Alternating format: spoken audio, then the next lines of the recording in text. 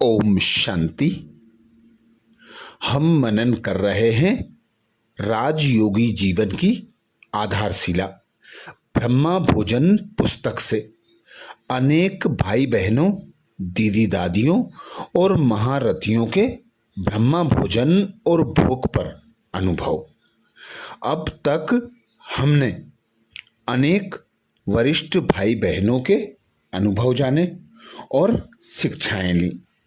आज ब्रह्मा भोजन पर विशेष अनुभव जानेंगे ब्रह्मा कुमारी कमलेश दीदी, जो कटक उड़ीसा से हैं। ब्रह्मा कुमारी कमलेश दीदी जो कटक उड़ीसा से हैं। दीदी कहती ब्रह्मा भोजन से व्यवहार में शुद्धता आती है। ब्रह्मा भोजन से व्यवहार में शुद्धता आती है। दीदी जी से प्रश्न किया, दीदी ब्रह्मा भोजन का तन मन धन पर क्या प्रभाव पड़ता है? दीदी जी से पहला प्रश्न किया, दीदी ब्रह्मा भोजन का तन मन धन पर क्या प्रभाव पड़ता है? उत्तर में दीदी समझाती, हम माउंट आबू पांडव भवन में जब रहते थे तब अगर हमें बुखार भी होता तो भी हम ब्रह्मा भोजन मंगवा कर खाते थे। इतना प्यार था ब्रह्मा भोजन के लिए। उसको खाने से हमारी बीमारी और ही दूर हो जाती थी। जब से ज्ञान मिला, 23 वर्ष की आयु कभी और कुछ खाया ही नहीं। बना हुआ ब्रह्मा भोजन खाया या स्वयं पकाकर खाया।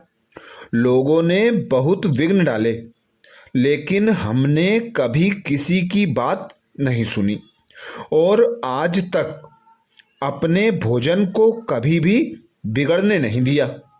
शुद्ध अन्न और ब्रह्मचर्य की साधना, इसमें सदा पक्के रहे। अभी तक भी हमारा ब्रह्मा भोजन से बहुत प्यार है। ब्रह्मा भोजन से मनुष्य की आत्मिक शुद्धता बढ़ती है, आर्थिक सुख सुविधाएं बढ़ती हैं और व्यवहार में शुद्धता आती है। हमारे सब्जेक्ट 4 हैं: ज्ञान, योग, धारणा और सेवा। इनके साथ परहेज है, शुद्ध अन्न और शुद्ध संग की। जैसे कोई डॉक्टर दवाई देता है तो परहेज बताता है। अगर परहेज नहीं करें, दवा खाता रहे तो वह ठीक नहीं होगा। इसी प्रकार परमात्मा हमें ज्ञान का डोज देते हैं। इसके साथ परहेज है, खान पान और शुद्ध रखना। खान पान को शुद्ध रखना। जितना हम खान पान को शुद्ध रखेंगे उतना हम ऑलमाइटी से पावर ले सकेंगे। योग की शक्ति ठीक होने से हमारे पास वो एनर्जी आ जाएगी जिससे हम अपने मनोविकारों को, निगेटिव थॉट्स को नियंत्रित कर सकेंगे और अपने जीवन को बहुत श्रेष्ठ बना सकेंगे। ब्रह्मा भोजन द्वारा मन की शुद्धता का हम इतना ध्यान रखते थे। जब समय मिले साल में 4-5 बार अपनी प्यारी दादी प्रकाश मणि जी के साथ ब्रह्मा भोजन खाते थे। वे कहती थीं, आओ बड़ी बड़ी बहनें हमारे साथ खाओ। बहुत खुश होती थी और शक्ति मिलती थी। अगला प्रश्न दीदी जी से, दीदी आप जब 1962 में ज्ञान में आए तब भोग लगाने की विधि क्या थी? आप जब 1962 में ज्ञान में आए तब भोग लगाने की विधि क्या थी? उत्तर में दीदी बताते, उस समय सब ट्रांस में जाते थे। भोग के समय बाबा बड़े अच्छे अच्छे सीन दिखाता था। तब हम लोगों को विश्वास था कि जो ध्यान में कह दिया वह सच है। हम तो ध्यान के पाठ से चले। मातेश्वरी जी एक बार लक्ष्मणा दीदी, रोजी बहन की माताजी के तन में आई। मैं बहुत पीछे बैठी थी। तब मम्मा ने बुलाया, मुझे अपनी गोद में लिया और कहा, मैं तुमसे मिलने आई हूं। इतना प्यार किया। 15 मिनट तक ध्यान की अवस्था में रहकर फिर अपने हाथों से माला पहनाई, फल दिया, कहा, तुम मेरी विजयी रत्न हो। जल्दी ही तुम्हारे सभी विघ्न और बंधन समाप्त हो जाएंगे। उसी वर्ष में विघ्नों और बंधनों से छूट गई। साकार बाबा की गोद में मधुबन आ गई। मेरी खुशी का पारावार नहीं रहा। अगला प्रश्न दीदी से, दीदी, मुरली में सुना है साकार बाबा ने बच्चों को घी खिलाते थे। साकार में बाबा बच्चों को घी खिलाते थे, एक्सरसाइज भी कराते थे। इसका क्या अर्थ है? उत्तर में दीदी बताते, घी लगाकर गिट्टी बनाई जाती थी। बाबा अपने हाथ से गिट्टी खिलाता था, पिकनिक भी कराता था। इसका मतलब यह थोड़े ही है कि गिलास भरकर घी पिलाते थे।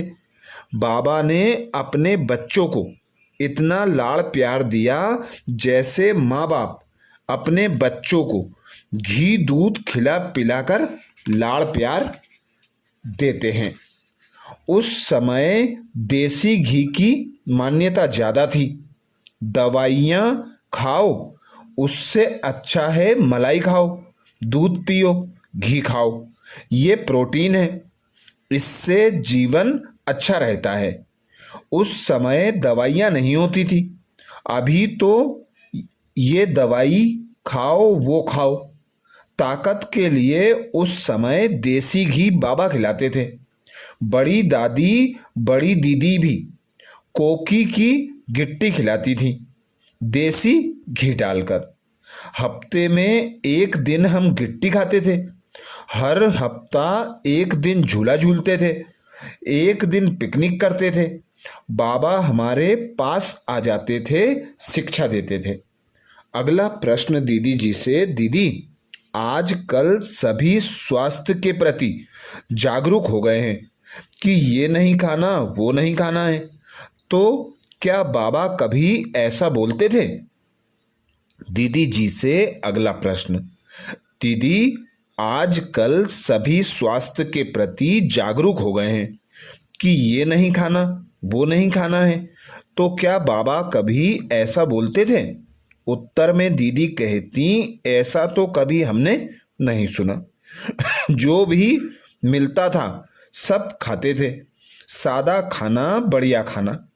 उस समय हम मिर्च मसाला नहीं खाते थे, बिना मिर्च की उबली सब्जी खाते थे। अगला प्रश्न दीदी से, दीदी, साकार बाबा के समय अचार होते थे? अगला प्रश्न दीदी जी से, दीदी, साकार बाबा के समय अचार होते थे? उत्तर में दीदी कहती, हाँ, नींबू और आम का अचार होता था, गोभी गाजर का भी होता था। अगला प्रश्न दीदी से, दीदी, हमारी भट्टी में एक बार दीदी ने बताया था बाबा ने लाल मिर्च का बना हुआ आम का अचार खाने से मना किया था। उत्तर में दीदी कहती, हाँ, लाल मिर्च नहीं, हरी मिर्च। लाल मिर्च तो किसी में भी नहीं खानी चाहिए। अगला प्रश्न दीदी से, दीदी, लाल मिर्च के लिए क्यों मना करते थे? उत्तर में दीदी कहती, लाल मिर्च सूखकर जब कूटी जाती हैं तो उसमें तीखापन ज़्यादा आ जाता है। जैसे प्याज है तीखापन, तामसिक ज़्यादा है, आँखों से आंसू आ जाते हैं, तो लाल मिर्च से भी आँख में पानी आ जाता है। लाल मिर्च सूखी होने के कारण तामसिक मानते हैं।